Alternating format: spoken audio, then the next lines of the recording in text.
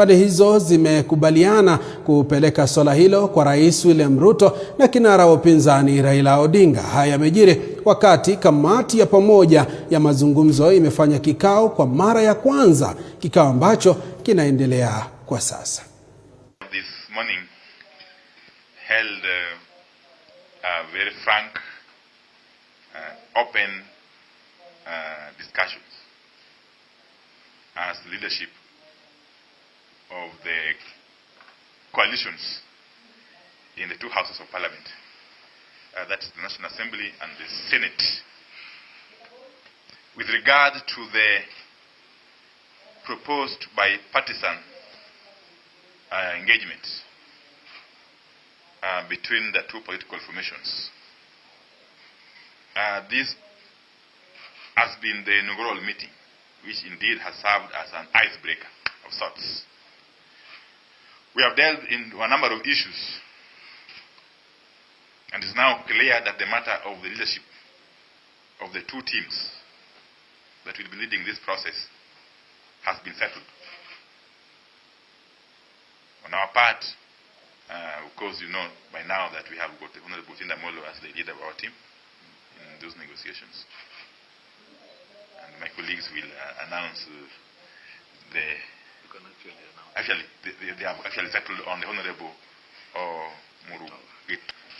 And without belaboring what has already been stated, it is indeed true there is that issue on the composition of the bipartisan team.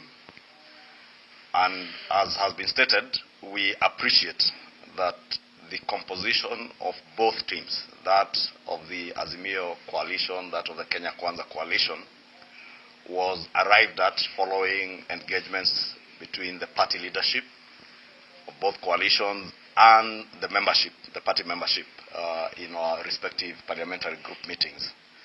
And it is therefore not an issue that as the House leadership we can ably resolve in this meeting. And that is why we have referred it back to our party leaders for guidance, together with our respective party organs, vis-a-vis the PG and other relevant party organs. Two, as has been said, we have also agreed that as informal as the process has been in this engagement that we had this morning as a House leadership, we also appreciate that the bipartisan committee is yet to be formally established as would be in Parliament. Huu ni mkutano wa kwanza wa viongozi wa hizi nyumba mbili, bunge la kitaifa na bunge la seneti. Tumekaa na tumeweza kuelewana. Kitu cha kwanza ni kwamba katika wale watu ambao tulikuwa tumewachagua, 7 upande huu na 7 upande huu, ni jambo ambalo tumejadiliana na tumeafikiana ya kwamba ni sawa wanaweza kukaa kwanza na wakaanza mkutano. Mkutano huu hauegemei pande yoyote. Sisi tunasema katika majadiliano haya na majadiliano yaliyoko wazi, nipe nikupe, tukizingatia ya kwamba nchi yetu ni muhimu zaidi kuliko mtu yote. Given that this is our first meeting that you are having, it will be impossible to agree on everything. But at least we have made some good progress. There are things that we have agreed on. Then there are some that unfortunately we couldn't resolve, at least not at our level, which as you've been informed by my colleague leaders, we have resolved then to take it back to the leadership of the coalition, because you do appreciate that these decisions were both reached at the respective parliamentary group meetings of the two coalitions. But at the heart of it, and the thing that we want the country to celebrate, is the fact that we have begun the process of at least first coming together, listening to each other. As expected, we will agree on certain issues. We will most definitely disagree on certain issues.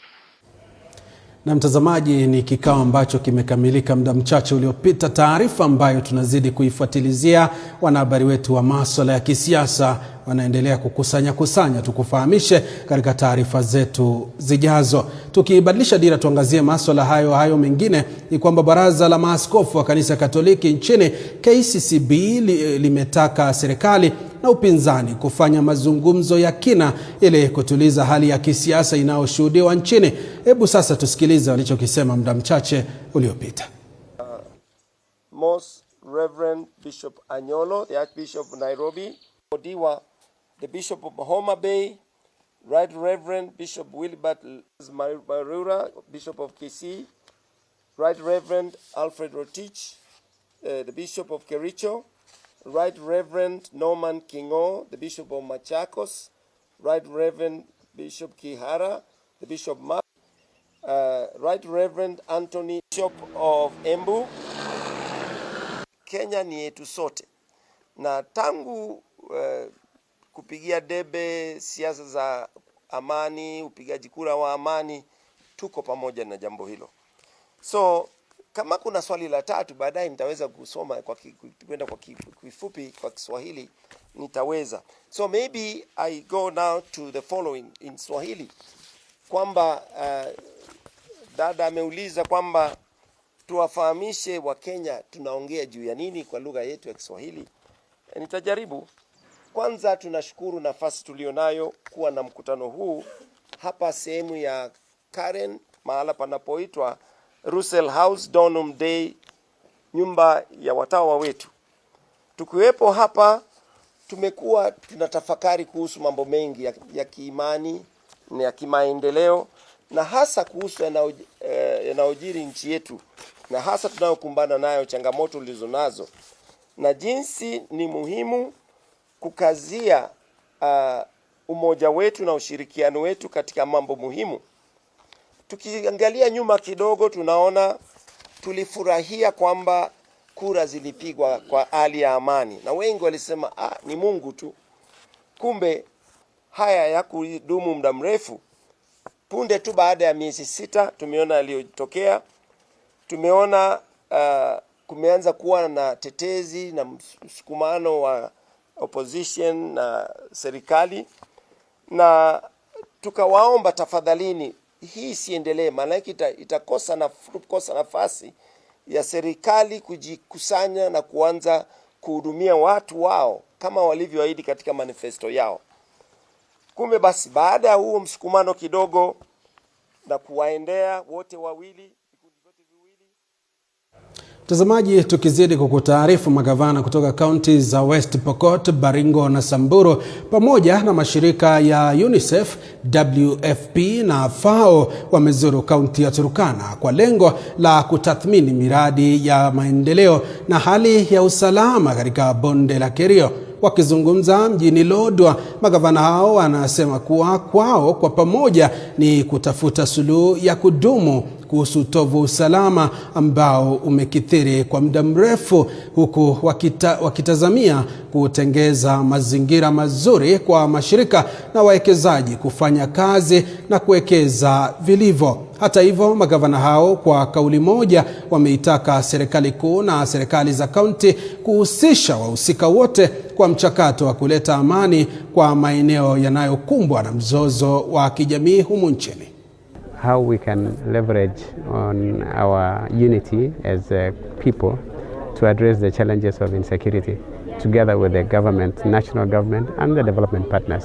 The challenges have been with us for very many years, but this is a continuous process. We are only saying that we must speak from the same page to ensure that we inbuilt all these strategies in the county integrated development plans and our annual development plans. Insecurity around those particular arid counties really affects even our development, the movement of the partners, and even the activities of our people to try to do agriculture and even the pastoral activities across the counties.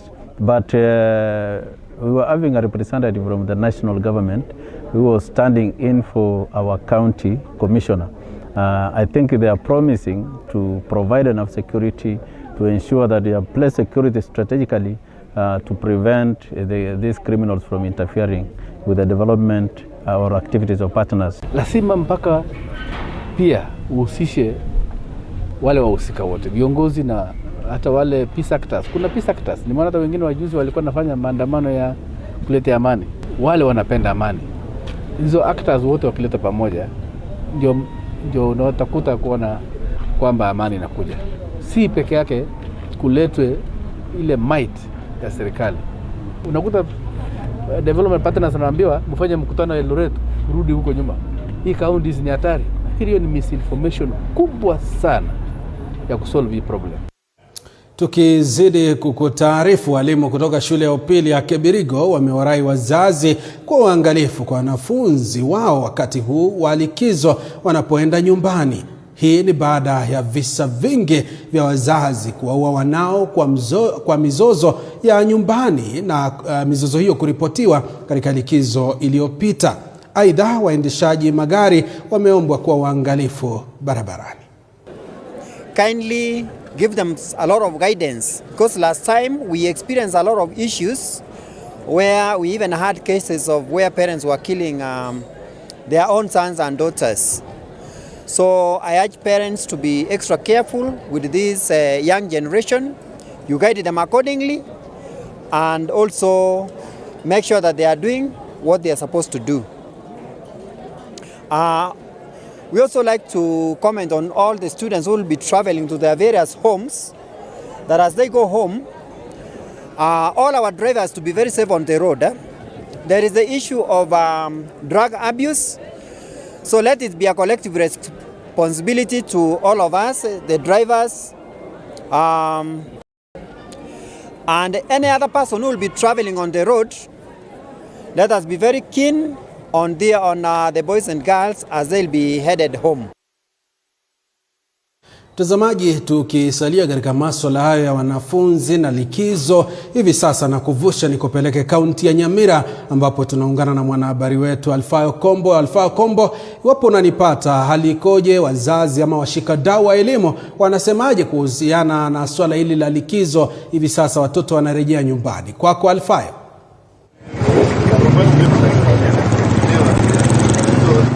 Naam, asante sana Joashon Sare na kupata vyema kabisa kutoka katikati ya mji huu wa Nyamira. Nitakuwa nazungumza tu na baadhi ya wazazi huku tukizungumzia mada nzima likizo ya wanafunzi wakati wanaelekea likizo fupi. Je, wazazi wanaisije wanafunzi wakati wanakuja nyumbani katika likizo hii, na wanaisije wakati huu muda wa wiki mbili utawasaidia kupata karo ya muhula ambao unafuata? Na je, wanafunzi wakati wapo nyumbani wanahisi ni kipi ambacho wanafaa kufanya ili warudi shuleni salama salimini? Nitakuwa nawakaribisha wazazi waweze kufika hapa.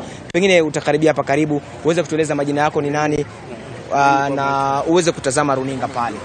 Mimi kwa majina ni Morris Nyakundi, mkazi wa Nyamira County. Watoto ambao wanasoma secondary, mmoja wao anasoma Nyamira Secondary School, mwenye anatarajia atakuja nyumbani leo ama kesho. Na wazee wa principals, walimu kwa ujumla, huu muhula ni kidogo zaidi.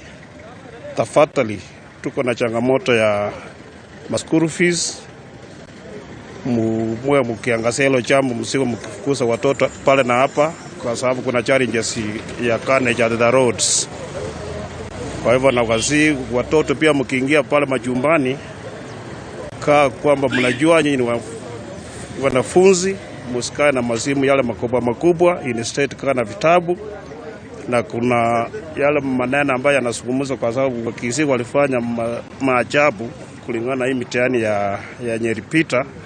Fanya BT wale communities waona kwamba sisi ni watu wa BT kama Kisi community. Pengine ukiangalia serikali wakati imetoa mataka ya wiki mbili tu wanafunzi waweze kurudi, kama mzazi, je, unahisi kwamba umefinyika? Muda huu wa wiki mbili utakupatia fursa, nafasi ya kuweza kutafuta karo kwa hizo wiki mbili? Ufinyika ni saidi. Hiyo ndio nilifanya nikasema walimu, kwa sababu uchumi imekuwa changamoto kwa taifa lote la Kenya. Wakituvumilia kama wazazi, nasi pia tutakuwa na juhudi ya kutafuta pesa watoto warudi mashule kama ilivyo kawaida. Naam, asante sana. Pengine tuweze kupata vile vile mzazi mwingine naye asonge hapa, tueleze hisia zako ni zipi wakati huu, wakati wanafunzi wanakuja katika likizo fupi. Na je, unahisi kwamba wakati huu utakupatia fursa wakati uchumi ni ngumu kutafuta karo ya shule? Mimi kama msasi wa Nyamira County ningependa kuongelea juu ya wanafunzi kwa hii wiki mbili ambao wamepewa kwa likizo. Nimeona ni vigumu sana, maana sisi kama wasasi hatuna pesa ya kulipia watoto school fees. Ningependa kusema kama mheshimiwa wetu ambao ni Machogu aangalie hii sana. Tunataka hata watusaidie, watafute njia yenye watatusaidia, maana hatuna lolote, hatuna hata kitu tutapea watoto, hata chakula kwa nyumba inafanya nini, inatukosa. So ningependa kusema juu ya Machogu angalie sana watoto wetu, hata watafute njia yenye watatusaidia shule, yani pesa ya shule. Na hii mambo ya parcel, ningependa kusema hii mambo ya parcel watuma haraka ndio itusaidie, na sisi kama tunajitahidi kidogo tupate kitu kidogo wakitusaidia parcel, na sisi kama wazazi na sisi tujitahidi tutoe hiyo pesa ndio watoto waende wapi, waende shule. So kitu tutafanya wazazi pamoja na walimu pamoja na watoto, tusikamane, tuchunge watoto wetu ili kiso kidogo, ili watoto wetu warudi shule vizuri. Hiyo ndio ningependa kusema. Naam, asante. Pengine niweke mzazi wa mwisho hapa, tueleze hisia zake ni zipi wakati wa likizo hii fupi, na unaonaje kuhusu muda huu utakupatia wewe fursa uweze kutafuta karo? Utazama pale. Kwanza kabisa mimi ni Joseph Kirongo kutoka Nyamira. Hii wiki mbili walitupatia watoto wamekuja hapa nyumbani. Hakuna njia tunapata pesa. Hii wiki mbili ni kidogo sana. Kama mimi msasi niko na watoto 3 shuleni. Ingewezekana tupatiwe muda kidogo tupate pesa ili watoto wasome. Na watoto wakikaa nyumbani wataanza kunywa hii masigara ya wengine, watakuwa majambazi.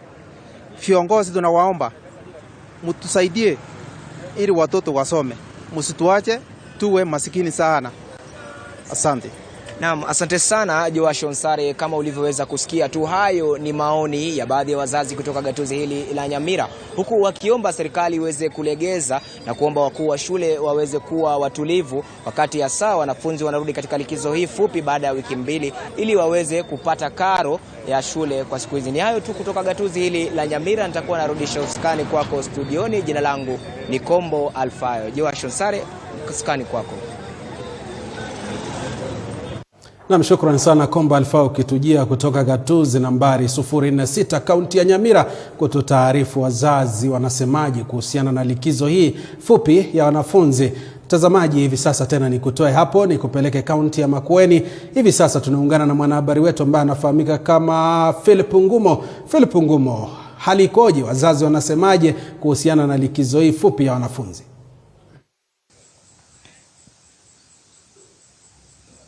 Onsare na kupata vizuri nikiwa hapa katika kaunti ya Makueni, tayari kuendeleza mchakato wa leo kuhusiana na hali halisi tu ya wanafunzi wakati ambapo wanajumuika nyumbani wakati huu wa likizo. Cha msingi ni kuangalia maadili na vile vile kuwaelekeza. Leo tumeungana na mtaalamu wa masuala tofauti ya ushauri na vile vile mtaalamu wa masuala ya utumizi wa dawa za kulevya hapa katika kaunti ya Makueni. Tuungane naye moja kwa moja hatueleza wakati huu ambapo watoto wanajikita katika likizo, tumeona watapata huru. Kweli swala hili tukabiliana nalo kwa njia gani? Cha kwanza ni lazima tu watapata huru, vile unajua wamekuwa shule kwa muda mrefu, and these students are trying as much as wanaweza kucompensate hiyo time yote wako ndani ya shule. Na wakiwa pale hivyo nje ndo wanaweza learn vitu nyingi sana. Wazazi tunaweza chip in upate tumewasaidia, na still wazazi tunaweza kuwa walegevu upate at the end of the day watoto wameendelea vibaya. One thing is that tunahimiza wazazi sana wa practice ama wafunze watoto wao ku practice kitu inaitwa self care. Why am I insisting about self care? because our kids are going into drugs at a very tender age. At about 9 years unapata mtu ashaingia kwa drugs. Unajua kuna part of the brain which is totally affected by drugs, inaitwa prefrontal cortex. Prefrontal cortex ni part of the brain yenye ina develop the last part.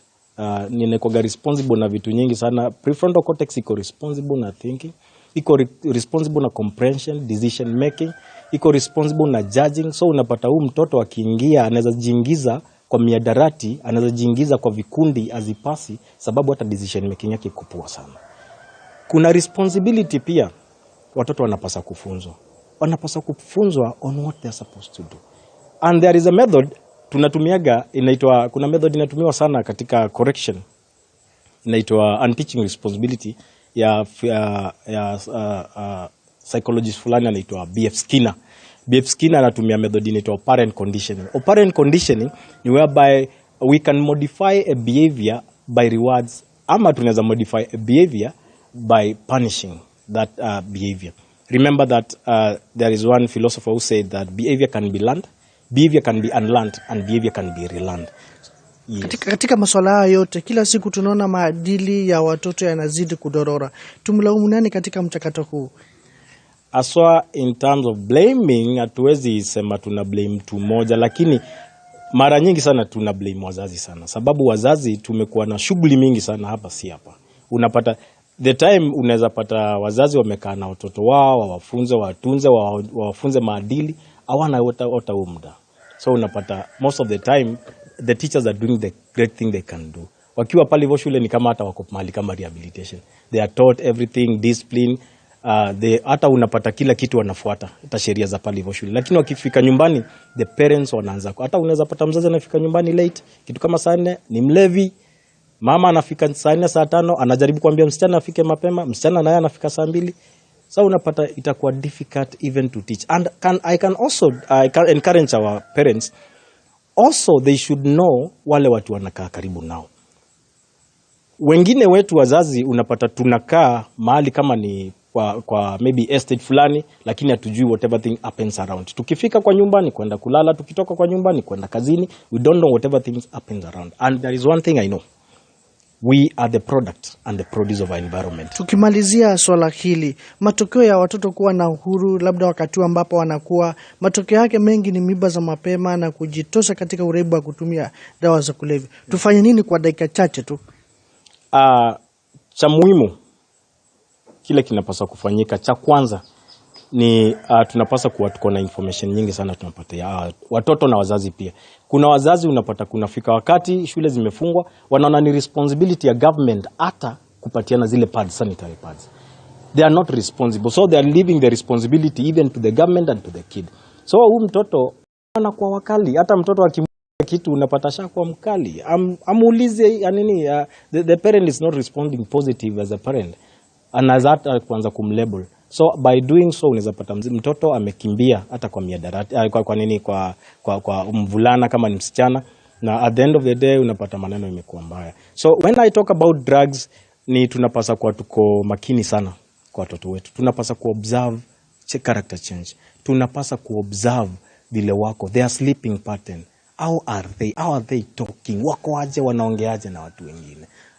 Yeah, na at the end of the day kuna kitu moja tunapasa tuko ready na tunapasa kujua ni kwamba tufanye nini ama nini, as long as mtoto ni mdogo na hatujafanya kitu juu yake, the prefrontal cortex, as long as imeaffectiwa, it will affect the future of the boy.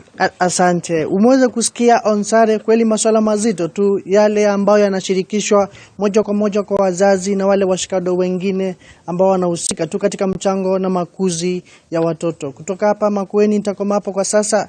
Mimi ni Philip Ngumu, kwako studio.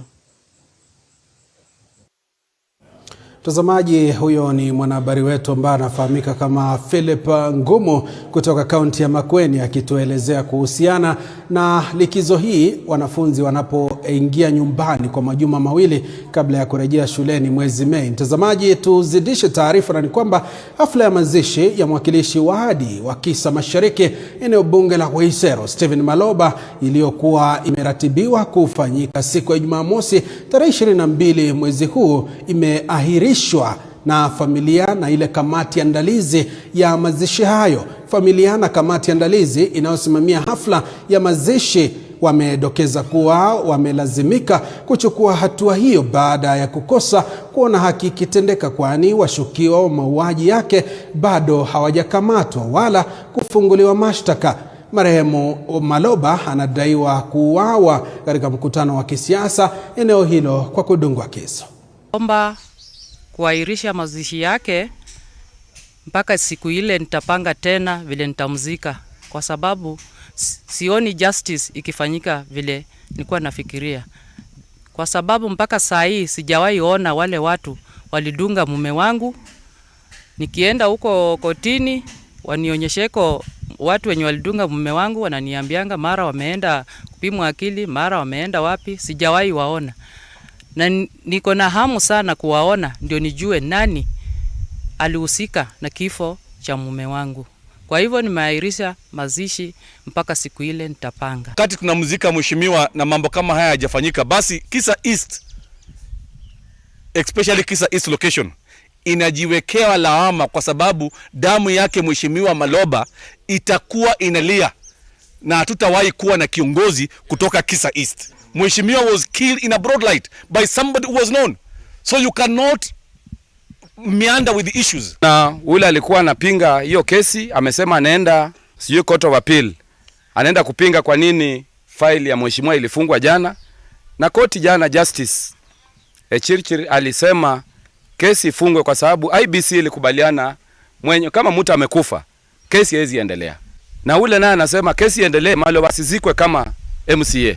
Anaenda kwa appeal, so tunangoja appeal. Kama itakuja pia mtuombe, Mtazamaji, tusalie eneo hilo la magharibi. Serikali ya kaunti ya Busia imeanzisha juhudi za kudhibiti msongamano wa trela katika miji ya Busia na Malaba kwa kutenga eneo maalum la kuegesha kabla ya trela hizo kuendelea na safari. Naibu gavana wa kaunti ya Busia, Adha Odera, amehofia kuwa msongamano wa trela katika miji hiyo ni hatari kwa usalama wa wenyeji, huku akisisitiza kuwa serikali ya kaunti ya Busia inatenga eneo maalum la kuegesha trela hizo, bali na kufanya upanuzi wa barabara kuu ya kuingia mjini Busia. Akizungumza mjini Busia, Odera amesema kuwa kwa jumla ya trela zaidi ya 2,000 hupitia kila siku kwenye miji hiyo, akiongeza kuwa kuna haja ya kuweka mazingira bora kwa madereva na wote wanaohudumu kwenye sekta hiyo. Know that Busia is an avenue for business for Kenya to the Eastern Central African region, and we are happy about that. We want to optimize the opportunity for ourselves by removing those trailers from the road, giving them conducive parking, in the process ensuring that there is hygiene of those trailers and their drivers, ensuring that there is less criminal activities surrounding the trailers, especially at night, protecting the roads, protecting road users, and also generating revenue for the counties. So we are in the process of securing funds for construction of trailer parks in Busia and Malaba. Busia has an average daily traffic of about upwards of 400 trailers per day. Malaba has an estimated average of 1,500 per day. So in a day, we're talking about an average of 2,000 trailers going through our county, heading to different parts of what is the Eastern Central African Business Hub. Those trailers, when they're on the road, they cause damage to the road. They become sort of attractions to criminal activities. So with the trailer parks, we will protect the road, we will ensure hygiene, we will generate revenue for the county. So decongesting the road is a major focus that we have. Mtazamaji, nusu saa imekatika baada ya kutimu saa 7, muda ambao unachukua mapumziko mafupi. Nitakuwa narejea na taarifa tumbi nzima muhimu. Endelea kuganda nasi.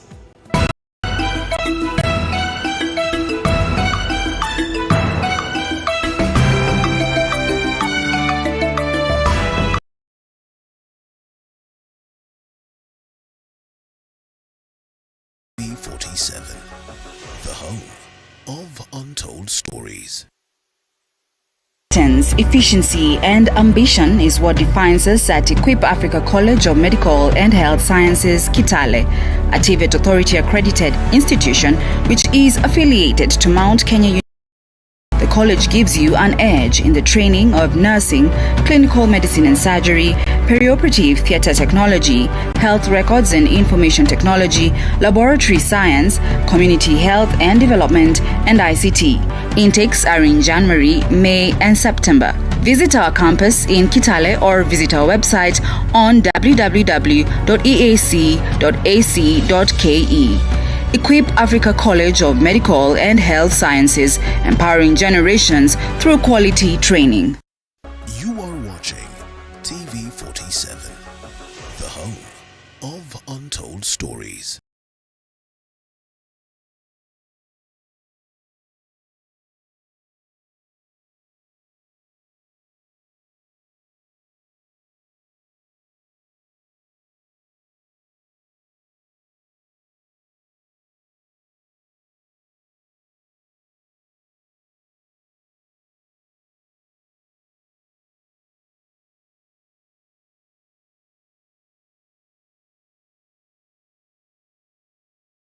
Undo imetoa msaada wa chakula kwa watu ambao wanahitaji kwa sasa, haswa wale wa dini ya Kiislamu kutoka vijiji 29 vinavyopatikana katika maeneo hayo. Mtazamaji akizungumza baada ya kuzindua shughuli hiyo katika kijiji cha Majikuko, afisa mmoja wa kampuni hiyo Ali Maseno amesema kuwa chakula hicho kinalenga kuzisaidia familia zisizojiweza wakati wa mwisho wa mwezi mtukufu wa Ramadhan na sikukuu ya Eid. Siku tukufu ya sikukuu ambayo iko mbele yetu karibuni. Na ndio maana tukasema tupeane chakula hichi ambacho ni cha kutosha, kinaweza kulisha familia zaidi ya wiki 2 mpaka wiki 3 kwa familia ambayo kwamba ni ndogo, si kubwa. Na lengo kubwa ni kuhakikisha kwamba kila mmoja wetu anakuwa na saumu nzuri na anakuwa na futari nzuri, na ikifika ile siku ya kusherekea anasherekea familia ikiwa na furaha.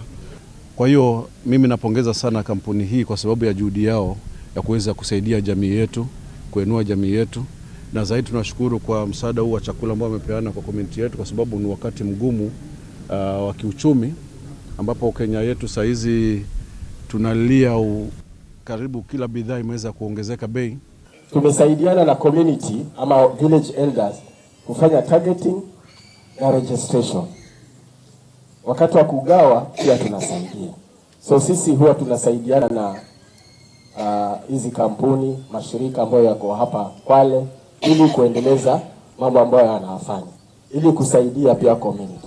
Na naombea Mungu kama itawezekana ilisiwe tu leo, liwe litafatilizia. Kwani nyumba zetu tulikuwa wengine tuwalala hoi. Vijana wetu, wazee wetu wengine tunawasaidia sisi tunapata ajira ndogo.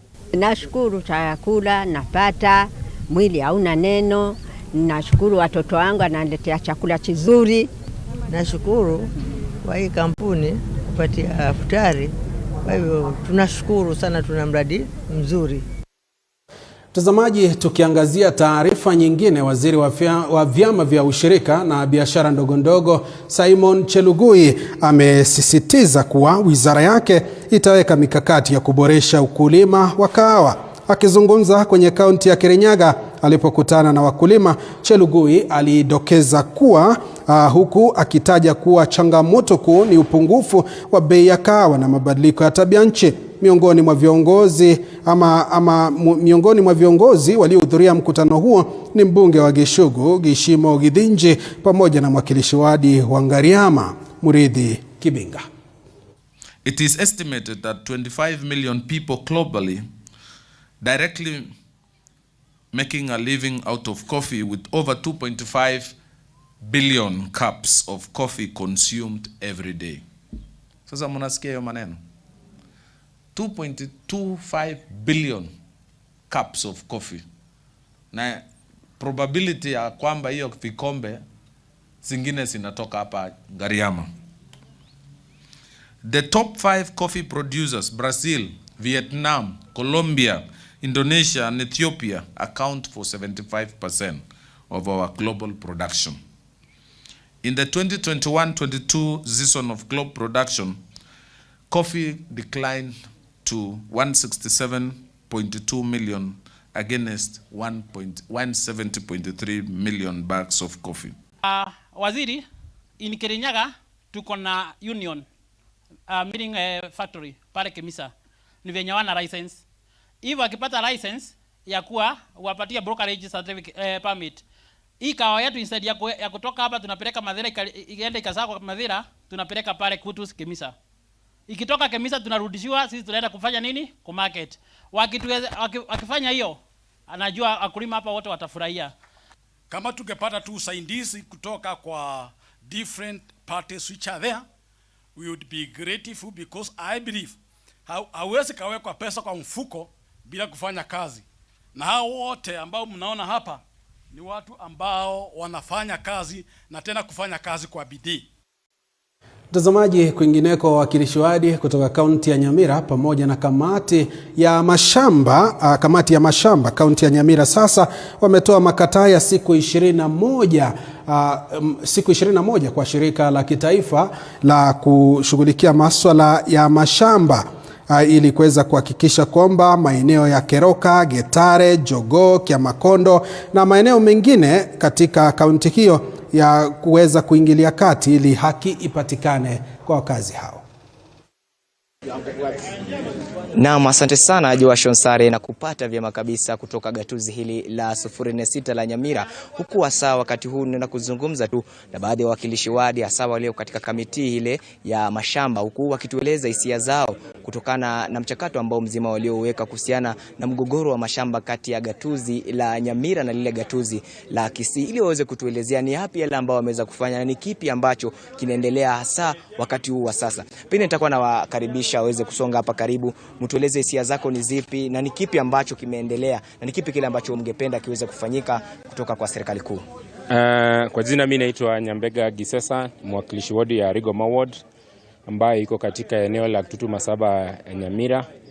Hii wiki tumeenda kotini kwa issue ya boundary tuko nayo ile pande ya Keroka na Kisii County. Mahali tunasema kuwa kuna mashamba ambayo yako katika eneo la Nyamira lakini kaunti ya Kisii inaendelea collect na levy. Tumeenda kotini, tunataka National Land Commission, county government ya Nyamira na county government ya Kisii waje pale Keroka, waje pale Getare, Jogoo na Tinga waangalie hizo mashamba waseme hii kweli ni ya Nyamira na hii ndio ya Kisii. Pia tunaomba koti iweze kupeana orders ili hiyo mambo ifanyike. Haya, asante.